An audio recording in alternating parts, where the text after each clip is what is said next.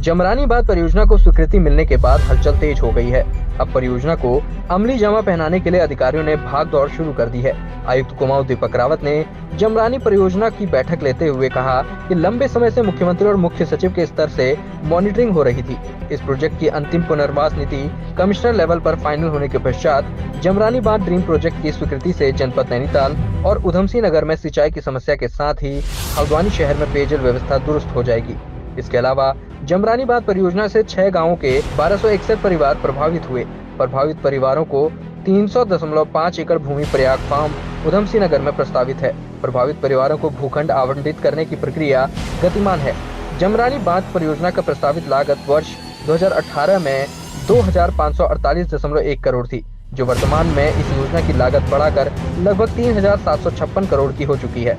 शेष लगभग 12 करोड़ धनराशि हेतु शासन को पत्र प्रेषित किया जा चुका है।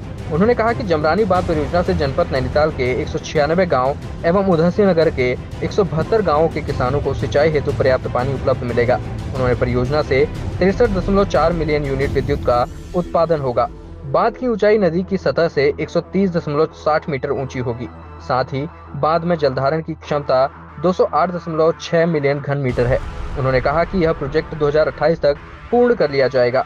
आयुक्त ने कहा कि महाप्रबंधक जमरानी प्रोजेक्ट पर अन्य कार्रवाई शीघ्र ही शुरू करें ताकि टेंडर प्रक्रिया जल्द प्रारंभ की जा सके।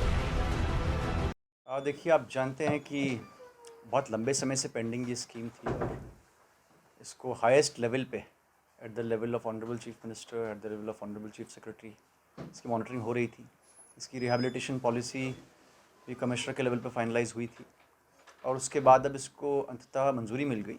आप जानते हैं कि ये मल्टीपर्पज़ प्रोजेक्ट है। मेन कंपोनेंट इसमें ड्रिंकिंग वाटर का है, लेकिन सिंचाई का भी एक कंपोनेंट है, पावर का भी एक कंपोनेंट रखा गया है और 117 एमएलडी के हिसाब से पानी इसमें उपलब्ध हो, इसके हिसाब से इसको हम डिज़ाइन कर रहे हैं, ये जानते हुए कि हल्द्वानी में ड्रिंकिंग वाटर की नीड्स बढ़ती जा रही हैं। आप देखते ही होंगे कि प्लॉटिंग हो रही है।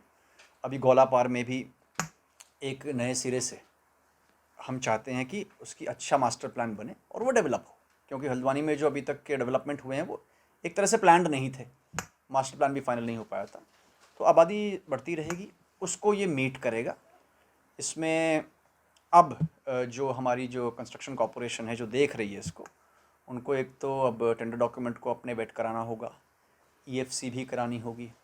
इसकी जो विस्थापन पॉलिसी है वो भी काफ़ी अच्छी बनी थी, जिसमें कि 3 कैटेगरीज़ थी। उसमें कैटेगरी 1 में तो वो लोग थे जिनका घर ही इस योजना में डूब जाएगा और ऐसे लोग जिनकी 50% से ऊपर ज़मीन जाएगी, तो इनके लिए भी 300 एकड़ लैंड पराग फार्म में आइडेंटिफाई हो गई थी। उसकी मास्टर प्लानिंग का काम अभी जो आवास विभाग है उससे इसको कराया जा रहा है और कुछ लोगों की जो आपत्तियां हैं वो डीएम स्तर पे सुनी जा रही हैं, उनको सुना जा रहा है और उनका भी निस्तारण किया जाएगा। और कुल मिला के अभी मैंने इनसे कहा है, जो हमारी यूनिट है यहाँ पे, कि जो फॉर्मेलिटीज़ अभी बचती हैं इनको जल्दी करवाया जाए।